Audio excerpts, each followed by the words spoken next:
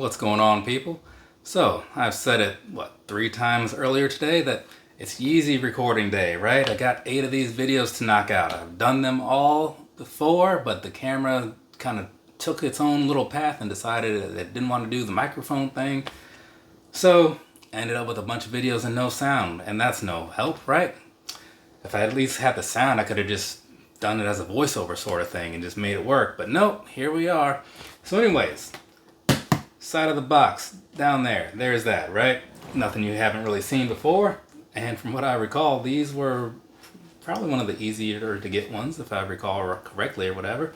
So you've probably seen a lot of videos of these out there on the internet. But I'm going to talk about them because I have them. So, this right here is the Adidas Yeezy Boost 350 V2 in the Granite colorway.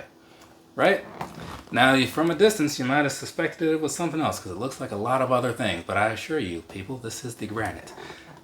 Down there, across the bottom, what you're looking at down there is basically the same sort of outsole you see on all the other 350s. They take a color here, throw that on there, let a little boost peek through.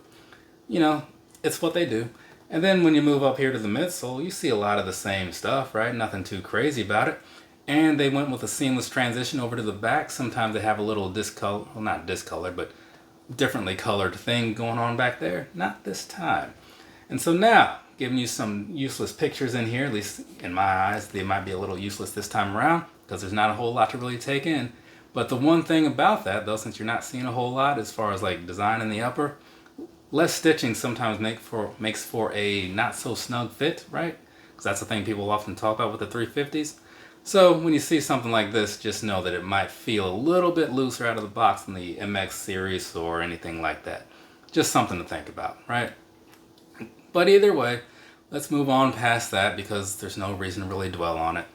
Now, like I said before, these right here, these look a lot like some other shoes that I've shown off or whatever. And if you want to see some comparisons and such, there's a live video or a live session or whatever that you can watch where I pull out all 8 of these 350s and do all the little individual comparisons, right?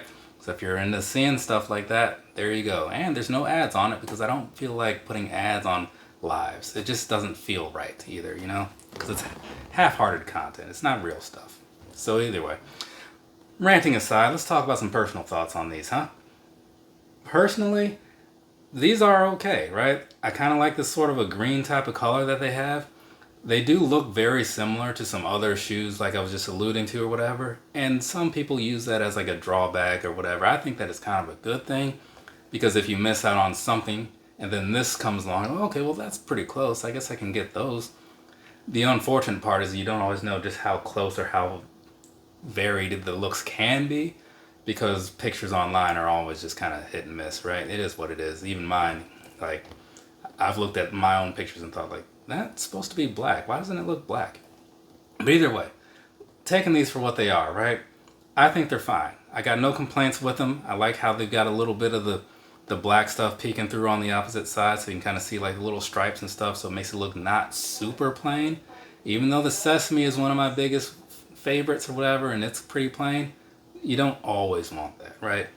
But either way, looking at these, I've got no complaints, and I'd imagine that if you're looking for a pair of these, you should be able to pay, hopefully, retail, because I feel like these were freaking everywhere. But all in all, it's a pretty decent look, you know what I'm saying? It's not the best 350, not the worst 350. I'd probably put it at the lower end of the top half, if that makes sense, right? So that second 25%, something like that, you know? But either way, yeah, that's just my thoughts on these. Do whatever you want to. Look at all the colors before you make a purchase or whatever, so that way you know that like this is for sure the one for you. But if you got some questions, there's a whole comment section. You can leave them down below, and I might get back to you. I mean, if it's something that makes sense to get back to you about. I do ignore a lot of them nowadays, though, because you should have seen the comments on like yesterday's short thing or whatever it was. Either way, that's enough out of me as far as this piece goes. So we can move on from there. Sizing wise, right? I bought these in a 9.5 because I have a size 9.5 foot and I feel that Yeezys are pretty solid true to size fit, right? A lot of people don't agree with that and I get it because they are super snug or whatever. If you do get one and it's not fitting so great, I mean, you can take the insole out, right? You can do that.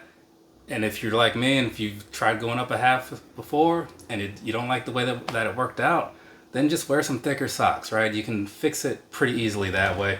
So I won't get too big onto the size or get too deep into the sizing, just saying what I think, right? Gather some other opinions from the internet if you have access to it. Now, as far as the comfort overall goes, right? The 350s are super comfortable. I'm not going to dispute that.